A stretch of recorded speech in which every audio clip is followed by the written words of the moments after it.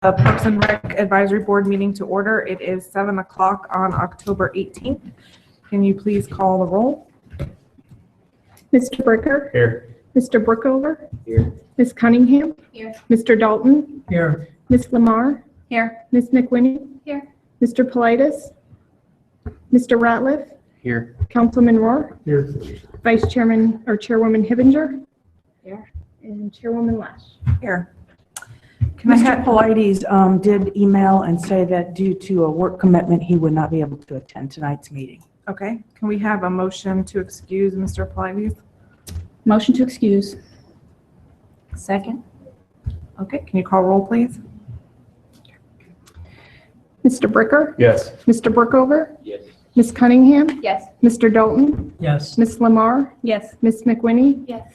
Mr. Ratliff? Yes. Councilman Rohr? Yes. Vice Chairwoman Hibinger? Yes. And Chairwoman Lash. Yes. We have a couple new board members. So we're just going to take a moment to have them introduce themselves. I'll go first and Linda's gonna- that way. For the positions that we've had open for a little bit, we have Wayne Brookover is going to be our new student representative. I don't know if you want to tell us like what your senior or junior, what year you are in school, and a little bit about yourself. I'm a senior at Hayes High School. I plan on going to high listening for environmental science and studies. I got in touch with this through AP Environmental. And I'm excited. I think this is pretty interesting stuff. Welcome. And the other member will fill the vacancy that we've had for the third ward for some time, and that is Bob Dalton. Hi, I've been up in Delaware City for about 5 years, chased the grandkids up here and live in the Glen Ross area. Retired, 35 years in education, all down in Southwest Ohio. But excited to be on the board. Welcome. Okay, we will move on then to, can I have a motion to approve the meeting minutes from our August 16th meeting? Motion to approve. Second? I'll second. Okay, can you take roll, please? Mr. Bricker? Yes. Mr. Brookover? Yes. Ms. Cunningham? Yes. Mr. Dalton? Yes. Ms. Lamar? Yes. Ms. McWinney? Yes. Mr. Ratliff? Yes. Councilman Rohr? Yes. Vice Chairwoman Hibinger? Yes. Chairwoman Lash. Yes. So we will move on to public comments. Do we have any public comments tonight? Question. Will you have an open session for comments after the presentation of the bike plan? Yes. Do you want to wait? No. Yeah, okay. Then we will wait till the bike plan and we will move on to the bike plan.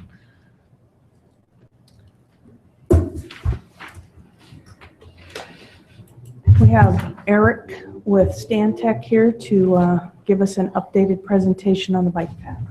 Well, good evening. Thank you for having us come back to talk with you about the bike plan. Go ahead and next slide. I'm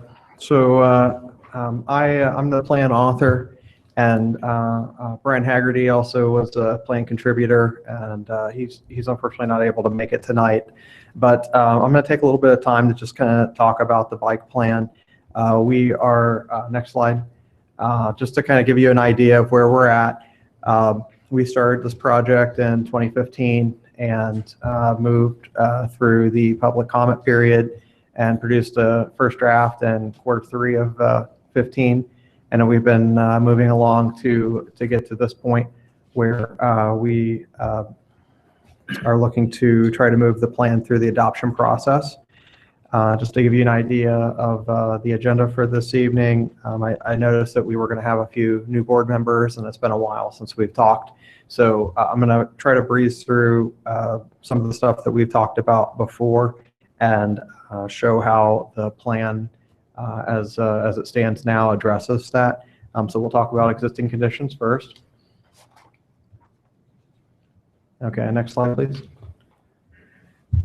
All right, and so these are key points that we mentioned before that when we think about what is our walking and biking network, the mainstay of that network is actually local streets, neighborhood streets, and the majority of the city is local streets that are bikeable. But there are barriers that make cross-city riding difficult for many users. Those include things like railroad tracks and rivers and limited access highways. And we'll get to that in a second. But the path network is also disconnected. As we know, there are a lot of paths in the west side of the city and some on the east side of the city and the southeast side of the city and in the central part, but they don't all really connect to each other. A lot of the easy stuff has been done, but the stuff in between has not yet been addressed, and that's part of the reason why this plan was put into place. And the last key point I want to mention is the path network is aging. Which is a concern for the sustainability of having a path network in the first place. Next slide, please. So just to kind of just breeze through as part of the planning process that we went through, the purple lines represent barriers, like I said, railroads, rivers, highways, things that you generally can't cross, at least legally or perhaps at all, if you're somebody who's walking or biking. And then the orange lines are busy roads that are difficult to try to cross. Where there are signals, you can try to cross, but sometimes of the day it's difficult for all users to do so. Next slide. And so we use that information to help us determine what we'd call bikeable districts. And this is kind of a generalization of what those are, but essentially connected areas of local streets that people can easily walk or bike around. The path around the area may be circuitous and newer neighborhoods, but you can still get there. Next slide. So, and this shows us where our bike infrastructure is in general today. There's been a few more paths added since this exhibit was last updated, but this generally shows you the areas where paths are within the city. Next slide. If we add what Delaware County Regional Planning Commission provided early on, we get an idea of where those paths by other partners are being developed. Sawmill Extension, obviously the largest one, but also other ones in Liberty Township, Orange Township.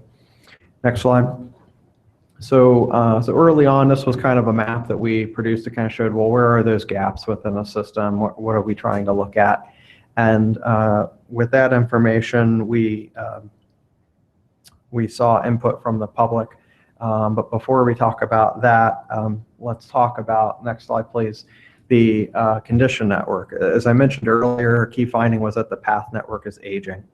So since 2008, and I neglected to mention that I actually was an intern working with the planning department and helped with the 2008 plan and the inventory. In 2008, when we did that inventory, a vast majority of the trails were in good condition. A very small amount were in fair, and the smallest amount were in poor condition with, like trees growing through the path and generally not really usable. We've added 50% more trail miles since 2008. Actually, it's a little bit more now since in 2016. But what we've seen is that the number of miles that are in fair condition are increasing rapidly, and the number of poor trail miles has increased a lot as well. And the next couple of slides will give you an idea of what that looks like on a map. So everything's mostly green in 2008 because a lot of the trails were built in the early 2000s, late 1990s when development occurred. But as we progress into 2015, what we'll notice is that a lot of trails are now, they've moved from green to orange, some moved from green to red, and this is the state of where things are at today. So that gives you an idea of what the existing conditions were when we started this project. I'm going to move on to just discuss plan input and public input in the plan vision. And so we used a number of different methods to try to get public input. Those included a web-based survey with over 170 respondents. We had a public meeting, here at City Hall. We also had traveling exhibit boards, maps that we brought to the library and to the YMCA, where people could put little stickers on where they wanted bike racks and where there were issues that they wanted addressed. And we also had a public comment period with a number of respondents. And distilling all of that down, what we heard from the public with regards to vision of the plan is that they really value the path network. They enjoy that amenity here in the city of Delaware. They also want a network that connects all neighborhoods and the entire city as a whole. It's nice to have a path near home, but they want to be able to ride or walk across the city. They also want the network of paths and streets to be connected as well, and eventually connected to other cities and state parks. And these are in the order of priority that we saw. So the highest ranked one is at the top. Now, also program policy elements. We heard that residents generally want a complete street policy. That's something that the engineering division has been incorporating as they develop projects, but a policy here being adopted by council saying that we will account for the needs of all users when we build infrastructure projects. Secondly, to add wayfinding and a bike network map, increased maintenance, and more parking at public and private destinations. When we asked about infrastructure, what we heard were that the top corridors in terms of priority were the US 23 corridor, trying to get Smith Park connected, which has since been built, the Liberty Street corridor, the West Central corridor, which is Delaware Run, or State Route 37, 36, US 36 corridor, and then also a rail trail extension to the YMCA. In terms of infrastructure, what we also heard was a need for safer crossings. There's a number of places where bike paths cross the road, or where people have to try to cross the road on bikes or on foot, and there's a need for more investment in safer crossings. There's also a need for perceived need for more bike parking downtown and at retail centers, and there was also significant support for closing gaps in the path network and completing the cross-city network, connecting to other cities and improving the maintenance practices. The last thing that we heard that was, I think, particularly important was a willingness for some respondents to be willing to ride bikes in the roadway when space is dedicated. There are a lot of miles of path that need to be built, and doing so will be costly, but a potential solution is to incorporate more on-road facilities that, like bike lanes as shown here. That's a way that some people will feel that they'll be accommodated if they want to bike across the city. Now, I'll turn the attention to the plan priorities. And before I get started, and this is now new material that I'll be going over to talk about, well, what did the bike plan, what are the priorities that were set by public involvement, but also by city staff, and then in general input that myself and Brian as consultants are providing through the plan. And the plan was written from a 5E perspective. That is, that we accounted for matters of engineering, but also education, encouragement, enforcement, and evaluation. This is a new way of trying to evaluate the needs for non-motorized transportation, people who are walking and who are biking. And a big part of that is distilling that down into the non-infrastructure needs. And those are the policies, the programs, and the budgets, the stuff that is pushed forward by the city, but then also the infrastructure, the actual adding of paths and improvements. So I'm not going to go through all 23 and 86 recommendations, but I'm going to try to hit the high points here. First, we'll look at the non-infrastructure priorities. And this is the big one. What we did is we assumed that there was a need to fix the 1.09 miles of poor paths within the next 5 years.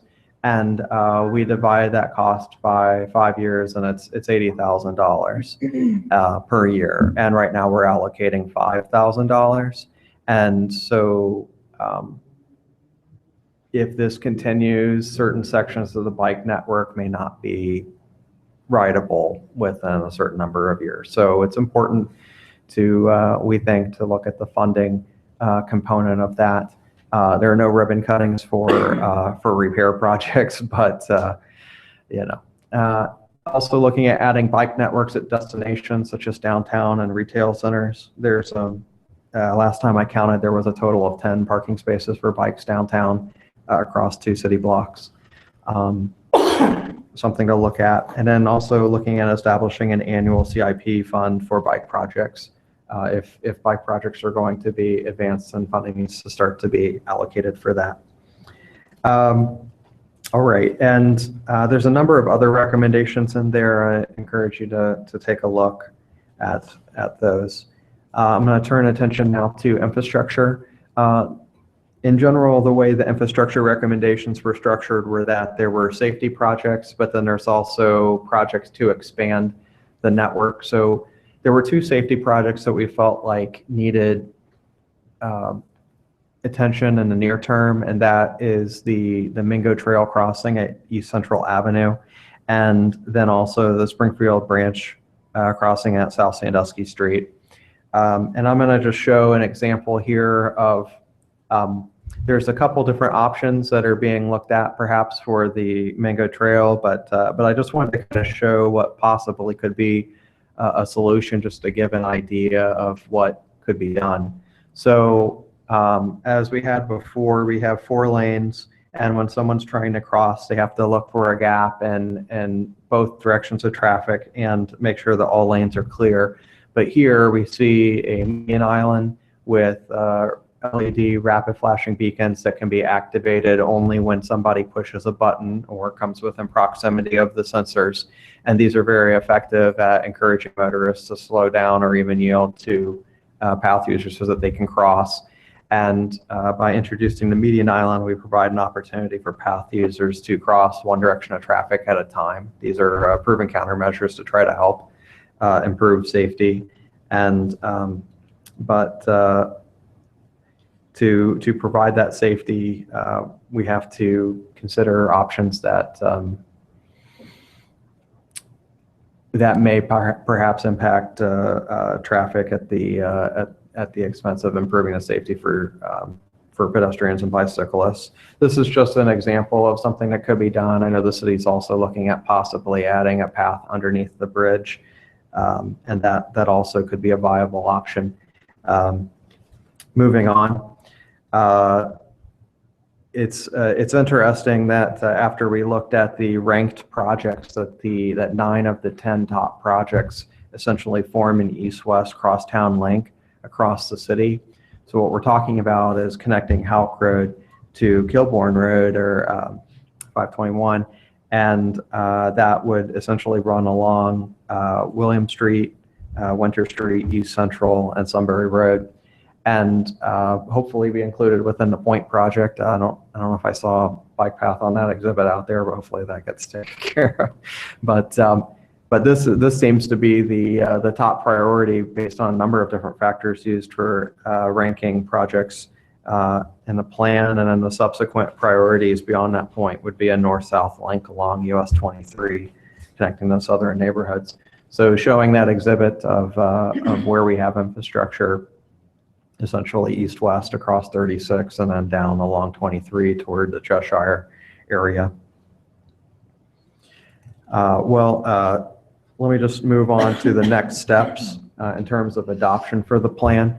So we are presenting the plan formally to the board today, and I'm not exactly sure when this might occur, but when the board is satisfied with the plan, a vote to recommend the plan to council should occur.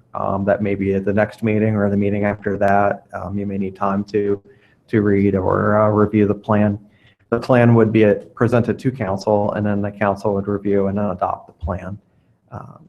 And at that point, city staff will begin trying to implement it. So, all right, questions?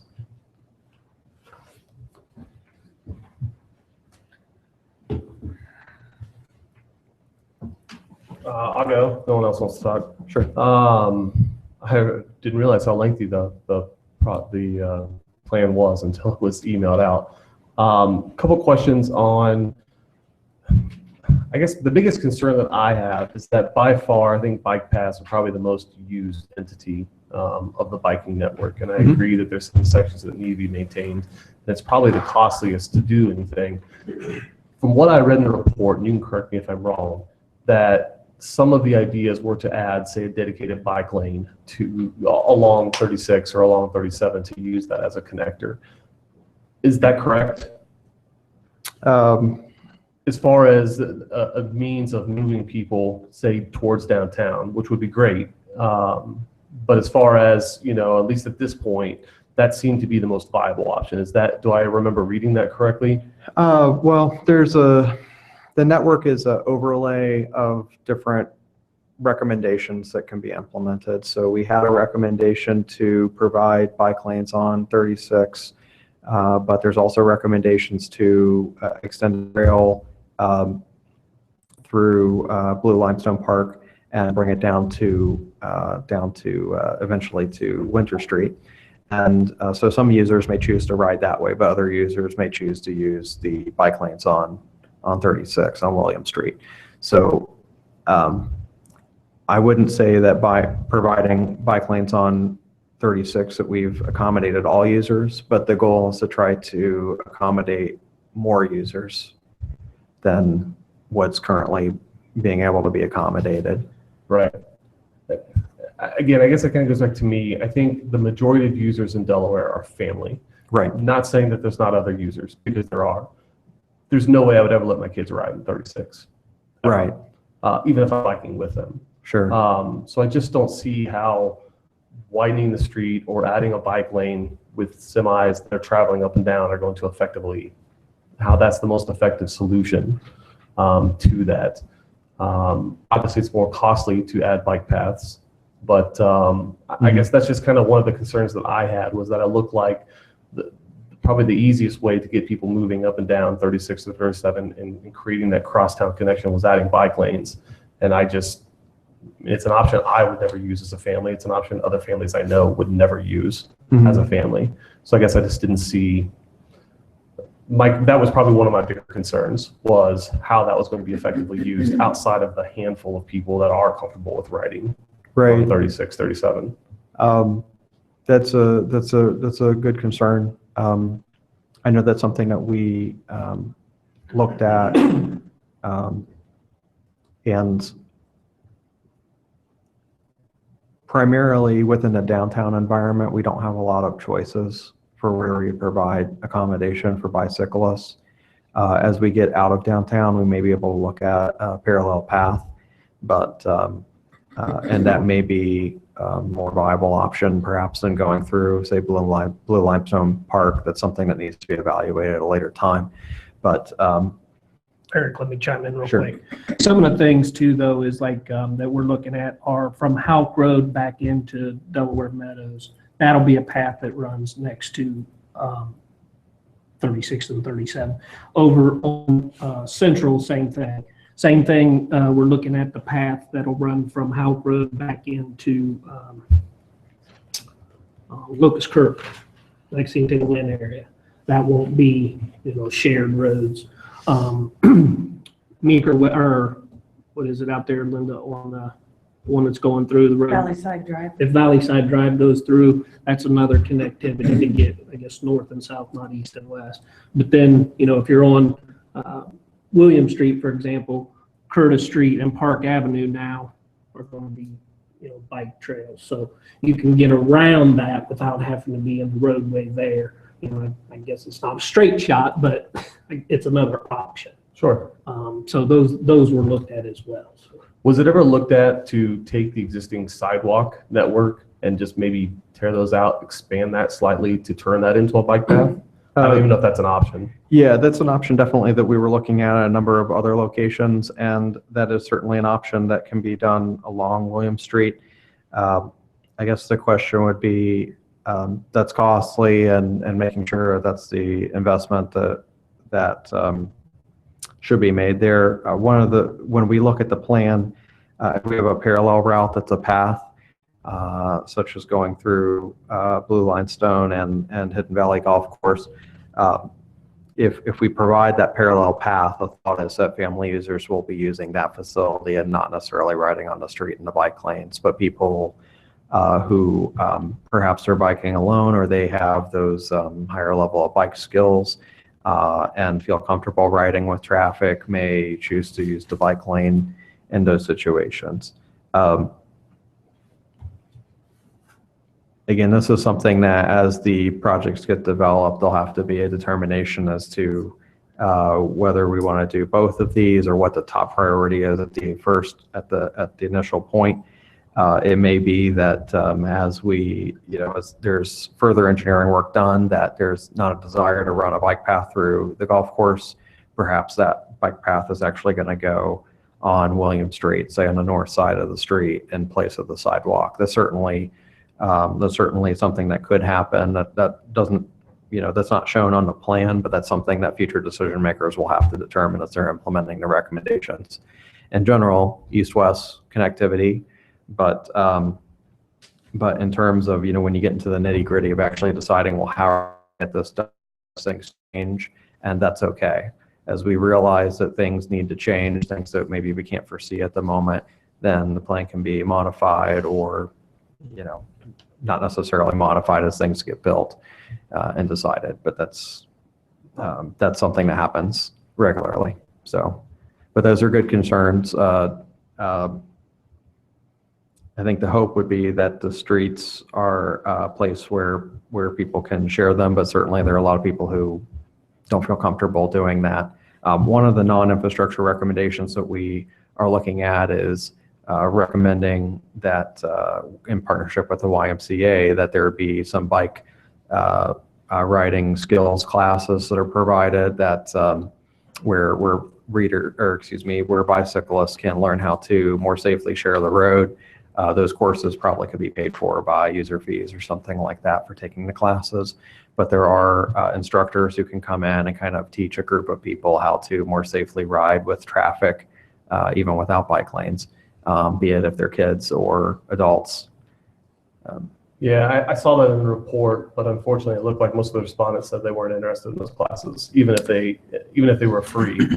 A few of them said that they would take it, but most of the people said they wouldn't pay for them. I would still think that that's something worth floating out there, to put it on a class list and see if people sign up. If 10 people sign up, then maybe that's enough to have a class. Yeah, I saw that too, and that's unfortunate, but I know that this is something that's happening in different places around Ohio and the country, and some people are definitely getting benefit from doing that. Also more outreach to try to incorporate the type of information to students within the school system would be appropriate as well. So, Mr. Dalton. Yeah, I just have a question, and it's along the same lines as this gentleman's. Before I moved about 5 years ago, I was fortunate enough to live in a neighborhood that had a path right down to the Little Miami Bike Trail. And I don't know if you are familiar with that, but it literally goes from downtown Cincinnati up to the Dayton area, Okay. primarily along the Little Miami River. And it's 100% recreational, and there's some serious bikers on there as well. But was there any thought at all on the north-south along 23 of maybe instead of along 23, which again, I don't see kids riding, something along the river? Now maybe that's cost prohibitive, but that bike path is just unbelievable. You get on it and you go to Loveland for a morning breakfast or an evening drink or whatever. Go up to Little Miami. It's just an incredible resource down there. And I don't know if that's something that was even looked at or thought about. Well, when we were looking at the Delaware Run corridor, we were hoping to have something along those lines. It's not the Little Miami, but it is. a long stretch of green space within the central part of the city. I was thinking specifically the river. The Olentangy River, right. What we were focusing on was trying to connect the gaps that are within the existing network and not necessarily looking at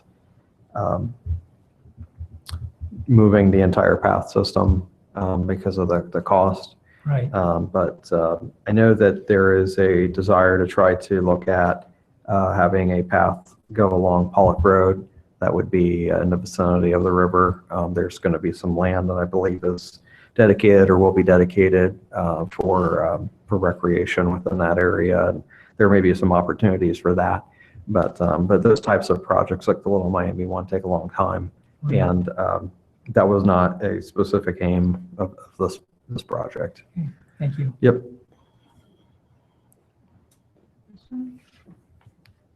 I think we have some questions from the public. Sure. You need to come. Yeah. Come up to the desk, state your name and your address for the record, please. Mark Hatton, 277 North Franklin Street. So first of all, thanks.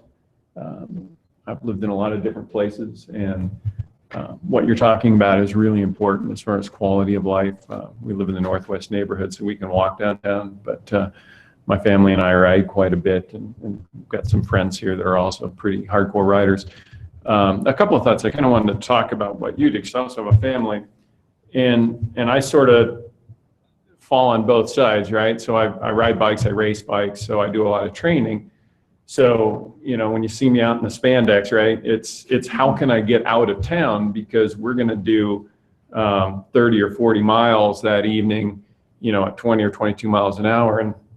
And Dan back here owns Breakaway Cycling, and they sponsor 3 bike rides. And so that's not really the only thing that's really kind of that bike lane. So we're the guys that are out there on 37 already because we're trying to get out of town. You brought up the point. If you think the point's challenging in a car, try it on a bike sometime. So hopefully that is part, because as you well know, one of the reasons the point is it's about the only way to get out of town that direction. So there's that part of it, which I think is really more about bike lanes on the roads, and it's probably more of maybe a city council function than what we have here. So the other part of that then is the bike lanes, and that's a 5-year-old daughter and a wife, and you know, I don't know if you know what a trailer bike is, but it's the little bike that goes on the back. We try and do the bike lanes, the bike paths, but you mentioned the crossings. You know, we can't take advantage of the riverfront because the crossing on Central is I won't even do that by myself. I'm certainly not going to do it with my 5-year-old, because there's just never a gap in traffic to be able to get across. So I thought the plan that you had presented with that traffic calming, because if you think about it, you're down to 1 lane anyway there, unless you're going through the drive-through. So I'd like to see that. If you can go under the bridge, that's great, but it doesn't look like there's maybe enough room to do that underneath. So hopefully you can do it, because I think, you know, our riverfront is really underutilized, and part of it is just because it's just too hard to get down there and too dangerous. The other thing is that, and I don't know what you all's stance is, but I cringed a little bit when you call them bike lanes, or bike paths, excuse me, because they're really multi-use paths. And part of, by calling them bike paths, and this is just it's kind of a thing, when you ride bikes, enough people yell at you from their cars. And the one thing they yell at you, because one of the easy ways to get out of town is down on Branch Rickey. What did that used to be? Henry Street. Henry, thank you. I'm riding along the bike path, but I'm also trying to get out of town generally on a training ride, and I'm riding 20 miles an hour in a 25 zone, so it's not like I'm really holding up traffic.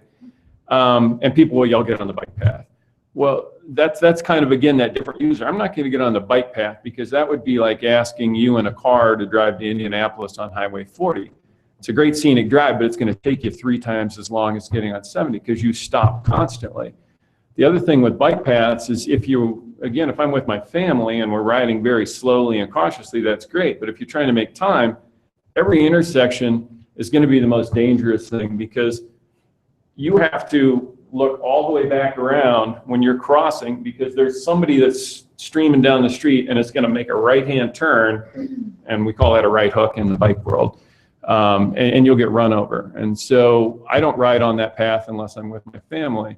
And so that's just kind of a small thing. When you call them bike paths, people tend to focus on bikes, and if you go out on the internet, there's a lot of love lost between cars and bikes these days. There's a lot of, kind of like our political discussion, a lot of really, really, really nasty stuff out there on the internet. And by calling them bike paths, then it's like you need to be on the bike path. And then it's, well, who pays for those? Why aren't bikes licensed? Blah, blah, blah. And if you look at those paths, by and large, what you see are people walking dogs, people pushing baby strollers, people rollerblading, that kind of stuff. You don't see all that many bikes on them. So that's kind of a small part. I wanted to talk about the crossing. I thank you for that. The other thing is then, as far as going downtown, we had mentioned there is very few places to park your bicycle when you go downtown. You can park in front of Dan's shop. But if you go downtown, and the other that they're on the sidewalk, well, if you look at the signs, you can't ride on the sidewalk downtown, which makes sense, right? But in the picture that you showed, they've taken up one parking space, and I know, God forbid, we have one less parking space anywhere. But you can park, what, a dozen bikes in one car parking space? And, First Fridays, that kind of stuff, we ride our bikes or walk downtown because I don't want to have to park and 4 or 5 blocks away. But when we do that, I generally end up chaining my bike to somebody's patio in front of the restaurant. If we go down to Opa to eat, he doesn't mind, but that's not really probably what we want downtown is bikes chained up on the sidewalk. So more parking, particularly on spots. I don't know what the fire department thinks about parking bicycles in front of fire hydrants, because certainly they can get through those to get to the fire hydrant. But I look at that space and think, we could park bicycles there. The last thing I wanted to say to you, was you were talking about riding on the streets and flowing on traffic, is that the sharrows that you're painting, and again, this is more probably a council issue, but the sharrows that you're painting in the bike world are good and bad. It brings attention to the fact that there's bikes, but a lot of drivers interpret that to mean you have to share the lane. And as you know, the law, bicycles have full access to lanes. They should be treated like a vehicle. So I have noticed that there are signs going up, and they're going all over the country, but I was encouraged to see them here in Delaware, where they say essentially that the bikes may use the full lane. So I hope, council, that you guys continue with that, because that gets the message to car drivers much better than kind of that, oh, share. Well, it's okay if I drive by and brush his elbow with my mirror at 30 or 40 miles an hour. So again, thanks for what you're doing. I think you're all on the right step. I like what I see here, and I just wanted to put that input in. So thank you. Thank you. Okay. Thank you. Any additional public comments? No? If I may just say Sure. real quick. First, I must apologize. Multi-use paths, I didn't mean to misspoke when I said bike lanes, but yeah, no, definitely some good points that are being raised. I think it's important when looking at the recommendations to realize that it's not like an all or nothing kind of thing. When we're talking about, say, bike parking spaces downtown, it doesn't have to take up a parking space. It could just go where vehicles can't park anyway because of sight distance problems or something like that. And there are lots of ways to make this all work together. It's not like trying to prioritize or elevate bicyclists over everybody else. It's just about trying to provide additional accommodation to encourage people to bike more. So, all right. Thank you. Any other comments from the board? I had a clarification question. On your recommended budget of $80,000 over the next 5 years, is that just to account for the paths that are in poor condition now, or is that for any paths that may deteriorate over the next 5 years and beyond that? So will that $80,000 recommendation continue, I guess, beyond the 5 years as well? I must apologize. It's been a while since we did that calculation. So I know that it covers at least everything that's in poor condition now, and the assumption is that some of those can just simply be resurfaced, and some of those will have to be completely rebuilt because they are falling apart. Were built 20 plus years ago. But in my estimation, looking forward, that number will probably have to go up because the Well, we added 50% more miles of paths just in the past 7 years, and bike paths typically last, if they're not built well, they last 10 years, and if they're built well, they may last 20 years. So everything that's on the ground now is going to have to be replaced at some point. So yeah, so I would assume that number is going to be going up And over that's kind of time. where my mindset was. As we add, obviously, we're going to see that budget need to inflate over the years as we move forward. So just something to think about when we present that to council as well, I guess. Right, right. That's definitely going to be a big concern. So I think the next step you said is that this board needs to make a recommendation to council. Does everybody want to still review it one more time and look at it based on the information we learned tonight? And then we can talk about it at the next meeting about recommending it?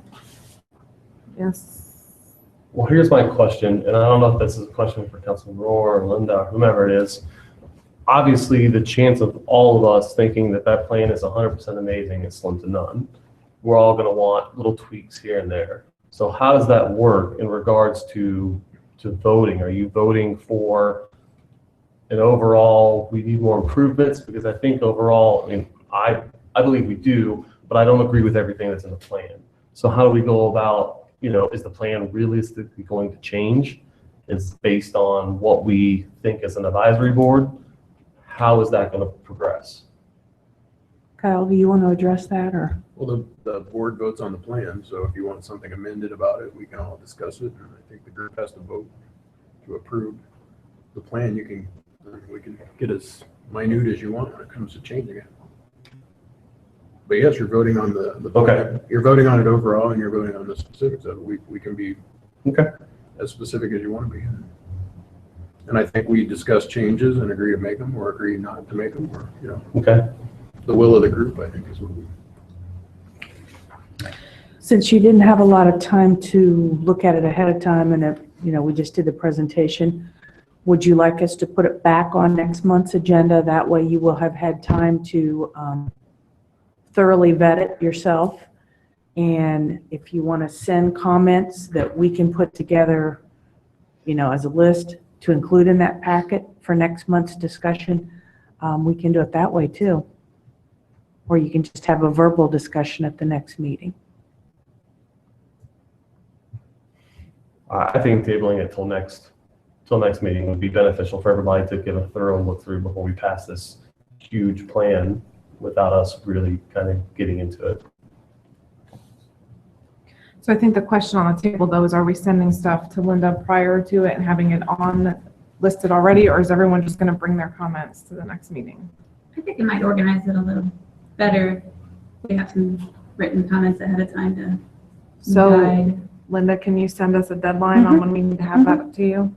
And then it'll go back on next month's agenda. So then we would hash out any things that we want to change at the next meeting, then it would be up for approval in 2 months probably. So once That all the would put it changes. in January because you probably will not meet in December. So I don't know if you want to get it to council before the end of the year. I know they're going to be knee-deep in budget here shortly. Kyle, what do you think? January is soon enough to get it to you, or? Realistically, I think January is probably the best bet, because Okay. December, we're going to be budget. Okay, We just passed the CIP plan. at the Probably, last meeting, yeah. so.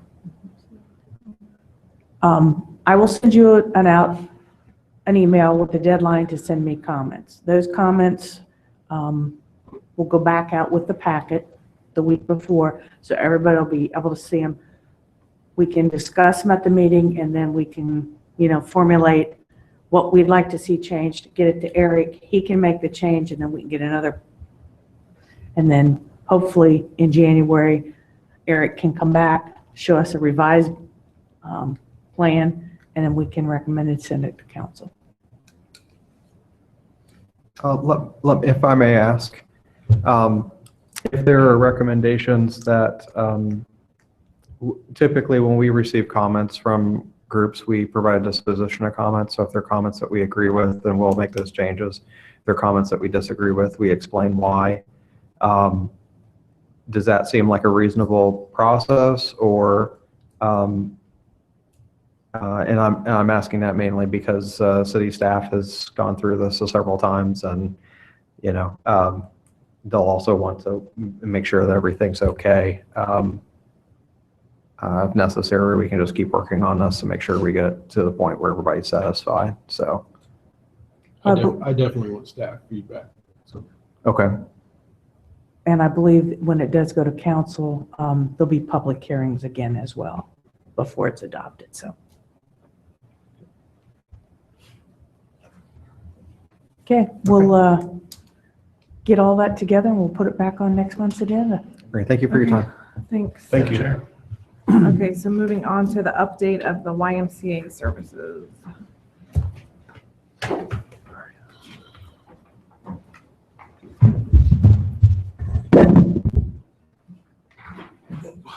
Good evening. Hello. So everybody should have received the report and have had a chance to look it over and go through it. So if you have any questions about the report, I'll be glad to try and answer them at this time. Any questions about the update that you received? Okay. Okay. Just a few things that we wanted to discuss as far as talking points. One of the things that's included on the packet was the pumpkin run, which is the 29th. It is now a part of the Halloween event. The run itself will start at 3, and the Halloween party will start at 4. We will need volunteers. We always hope to have as many people from this group come down and help us that day. We'll even need more so this year with the race being a part of that. Right now, we have about 70 people that are signed up for the race. So that will be an added addition to what we already have in place. With that run being added, it's going to be a new thing for all of us. We're going to try and evaluate how the course is. Basically going to be laps around the park, but we're still trying to figure out how they're going to start and how they're going to finish. So if you are there, we would appreciate as much feedback as possible from anybody that you hear anything from. Those are things that we've got to get kind of figured out and narrowed out going forward. We don't want to have 2 to 3 years of the same mistakes. So as much feedback as we can get from anybody and everybody would be greatly appreciated. So I'm expecting to see you guys there, hopefully. Go ahead. Is this Saturday? Yes. Is there a kids part of the pumpkin run? There's a kids run, yes. There's a kids run. And there's a mile walk too. Okay, so I have a question. Mm-hmm. If the weather's nice, I'm out there Mm-hmm. from 9 until 4 o'clock in the afternoon. And before, when there's been other events, the people that come from my tennis are directed to go, they won't even let them pull in, and I've had parents with babies and, Mm-hmm. you know. Well, I would probably say that if that's the day that we'll have that event, we'll probably move that session that day. Because we usually have to be in there around 10 o'clock already. Well, it's not Y stuff anymore, it's just all. Okay. Yeah, because usually the park's closed.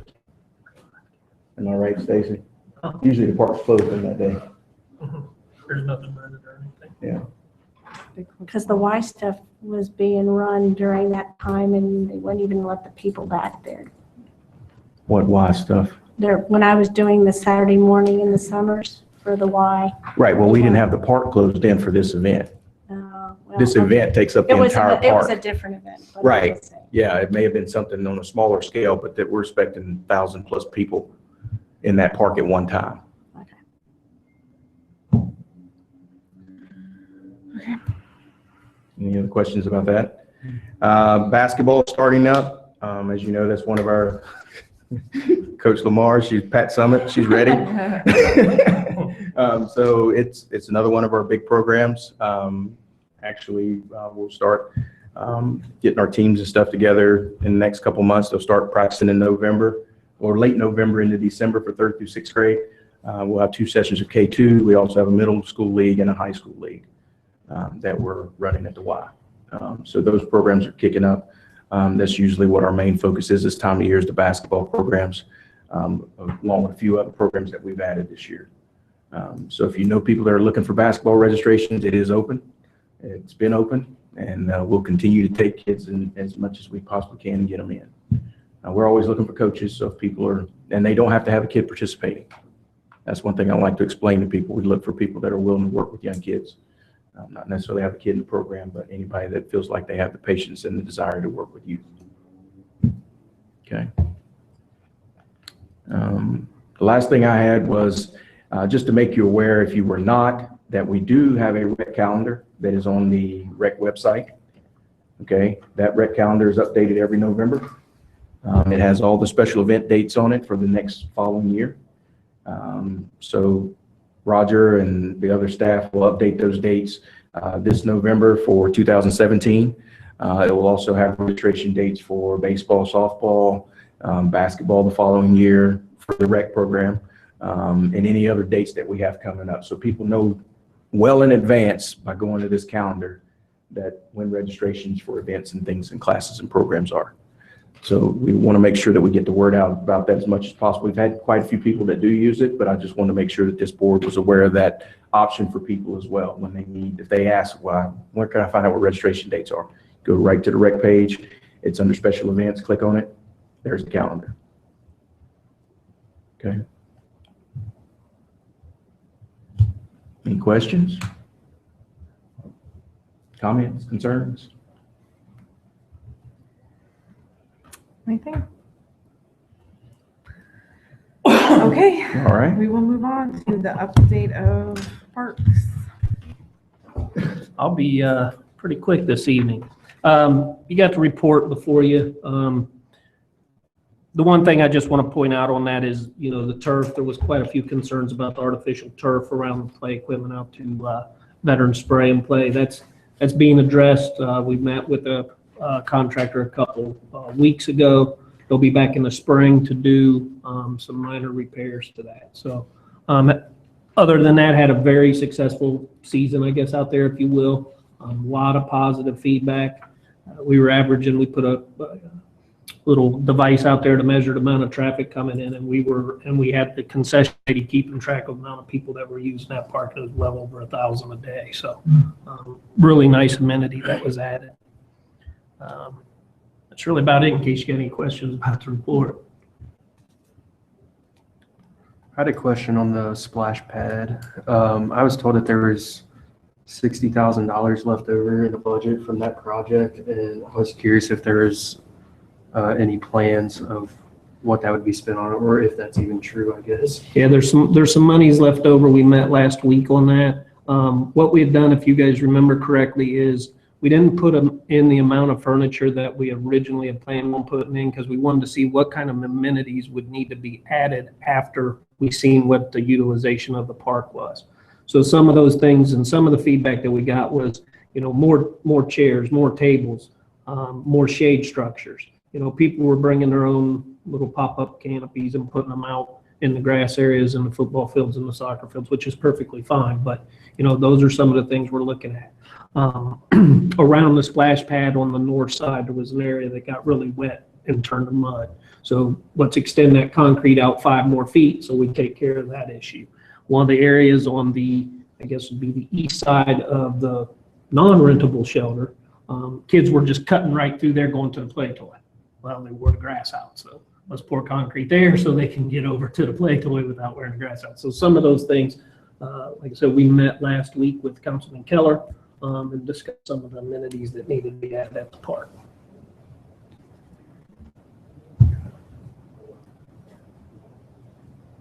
Any other questions about the update? Okay. So then the reconsideration of parks and facilities, naming and dedication policy. That'll be tabled until hopefully it'll be next meeting, but that'll be tabled. Okay. Update on Hidden Valley Golf Course Working Group. Tabled as well. Okay. So then we're to staff comments.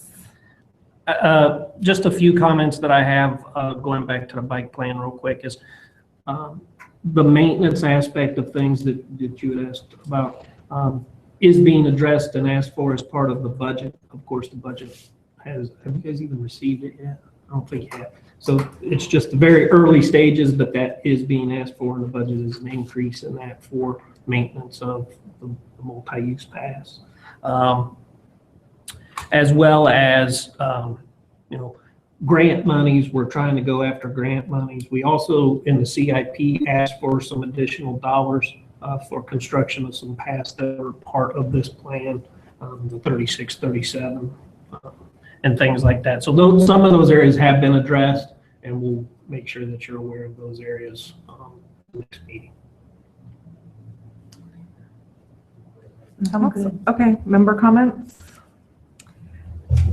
I had some people come to me one night at Mingo when I was on the court and didn't realize, that I was on this board, but they're like, you're out here all the time.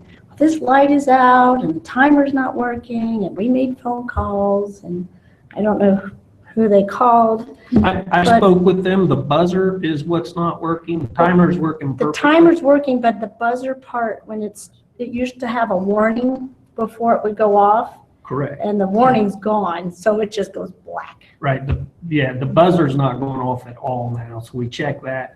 We're looking at getting parts for that, but once again, that's a very old, so we're having to retrofit that buzzer. So, yeah, they just called late last week, I think it was.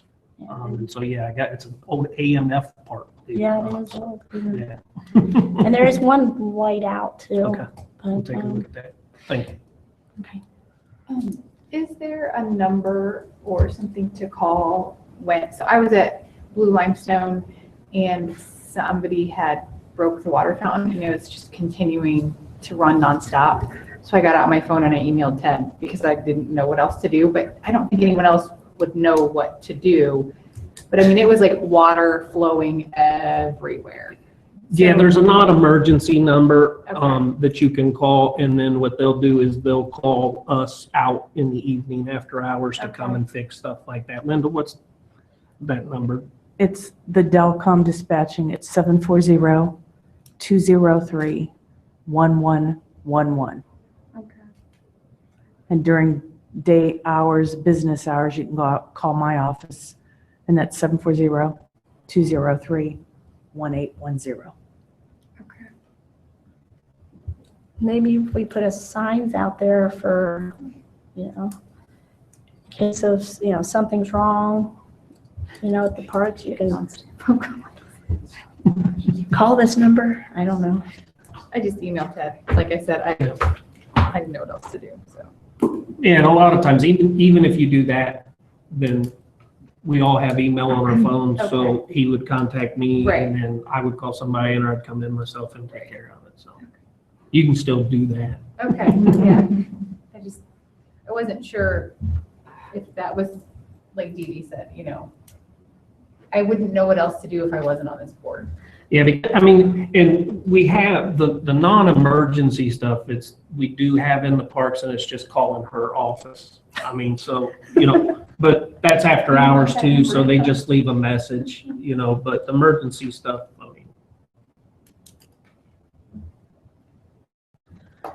Any other member comments? Okay, can I have a motion to adjourn? Motion. Second. All right, we are adjourned at 8 o'clock.